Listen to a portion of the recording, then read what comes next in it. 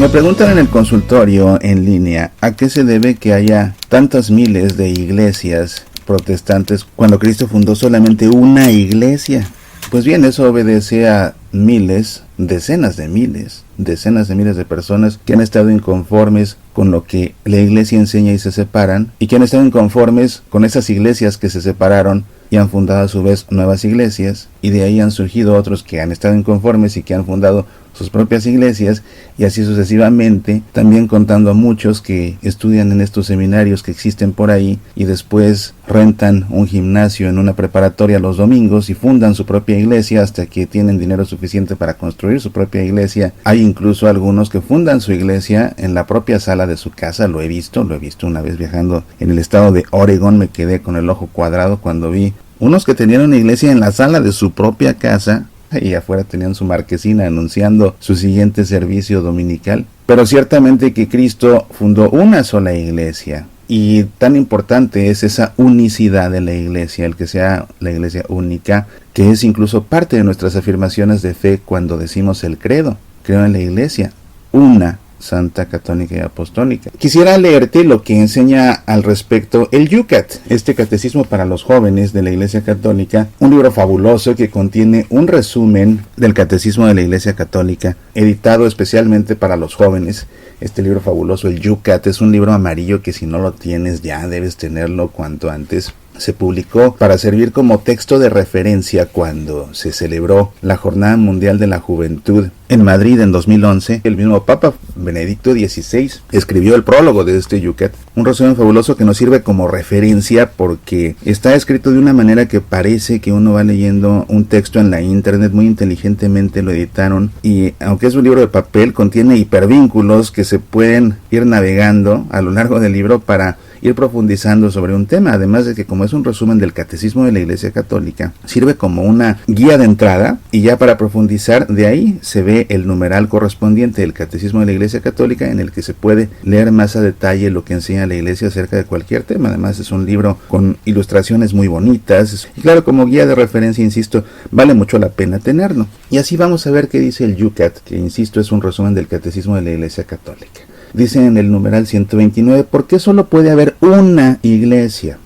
Así como solo existe un único Cristo, solo puede existir un único cuerpo de Cristo, una única esposa de Cristo, y por tanto, solo una única iglesia de Cristo. Él es la cabeza, la iglesia su cuerpo. Juntos forman el Cristo total, decía San Agustín.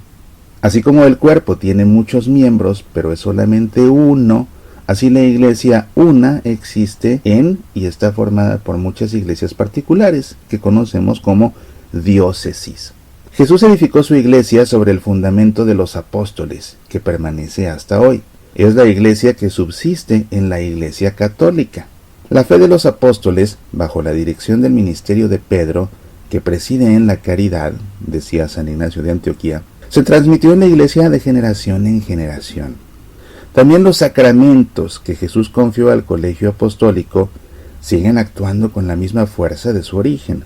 ¿También los cristianos no católicos son nuestros hermanos y hermanas? Responde el Yucat. Todos los bautizados pertenecen a la Iglesia de Cristo.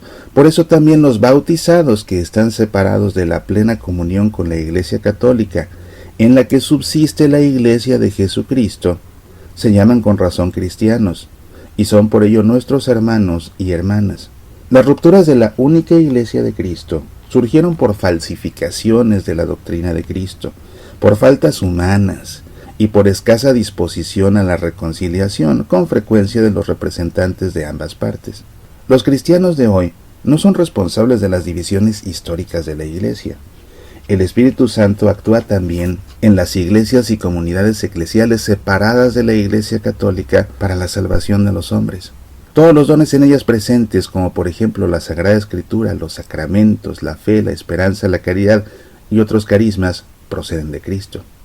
Donde habita el Espíritu de Cristo, hay una dinámica interna en dirección a la reunificación, porque lo que pertenece a un mismo ser tiende a unirse. Y quizás alguien se pregunte, bueno, ¿y si el Espíritu Santo habita y se mueve en cada una de las iglesias cristianas, donde Hay que poner atención a lo que dice el Yucat. Se trata de cristianos, no que sean autodenominados cristianos, sino de cristianos que han sido bautizados, y bautizados en el nombre del Padre y del Hijo y del Espíritu Santo. No simplemente a discreción de un autodenominado pastor que bautiza bajo el rito que quiere, en el nombre del Señor Jesucristo, pero no en el nombre del Padre y del Hijo y del Espíritu Santo. Cuidado. De modo que no cualquiera puede decirse cristiano si inventa su propia iglesia basada en Cristo. Tiene que ser alguien que venga de estas iglesias en donde el bautismo auténtico sea preservado. Y entonces, si el Espíritu Santo habita en estas iglesias cristianas, pues ¿qué más da pertenecer a cualquiera? Como dice el Yucat, los cristianos de hoy no tienen la culpa de las rupturas históricas de antes. Es decir, alguien que nace en el seno de una de estas iglesias no tiene la culpa de las decisiones que se tomaron años atrás o incluso siglos atrás por alguien que se apartó ahora con su propia iglesia. Sin embargo, el que conoce la verdad, pues el que conoce la verdad y se rehúsa a la verdad plena, hace mal, porque debemos vivir conforme a la verdad. Y sabemos que en verdad esta es la única iglesia que fundó Cristo. Y, como dice el Yucat, es una iglesia no solo que fundó Cristo, sino que porque la fundó Cristo mismo, es la iglesia en la que los sacramentos prevalecen y siguen actuando hoy con la misma eficacia que al principio. Sacramentos que no existen en el resto de esas iglesias, salvo el bautismo. Nos debe preocupar que haya una sola iglesia, de ahí que nos debe preocupar la unidad de los cristianos. Y eso es lo que se conoce como ecumenismo. Este esfuerzo por hacer que las iglesias se junten o se reúnan, se congreguen en una sola.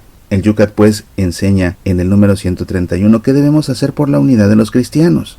Debemos escuchar las palabras y los hechos de Cristo, cuya voluntad declarada es que todos sean uno, como vemos en el Evangelio según San Juan, en el capítulo 17. Independientemente de la edad de cada cual, la unidad de los cristianos nos afecta a todos. La unidad fue uno de los deseos más importantes de Jesús, que todos sean uno, para que el mundo crea que tú me has enviado. Esto lo dijo Jesús en sus discursos de despedida en la última cena, según le refiere Juan en su Evangelio. Las divisiones son como heridas en el cuerpo de Cristo, duelen y supuran.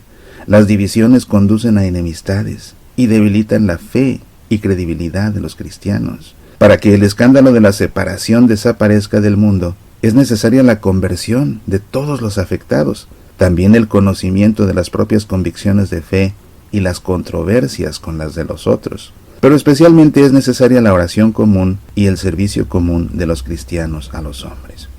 Los responsables de la Iglesia no deben dejar que se interrumpa el diálogo teológico. Pues bien, esto es lo que nos enseña el Yucat. Si quieres profundizar sobre esta enseñanza, lee tu Catecismo de la Iglesia Católica en los numerales 129, 130 y 131. Soy Mauricio Pérez, estas son Semillas para la Vida.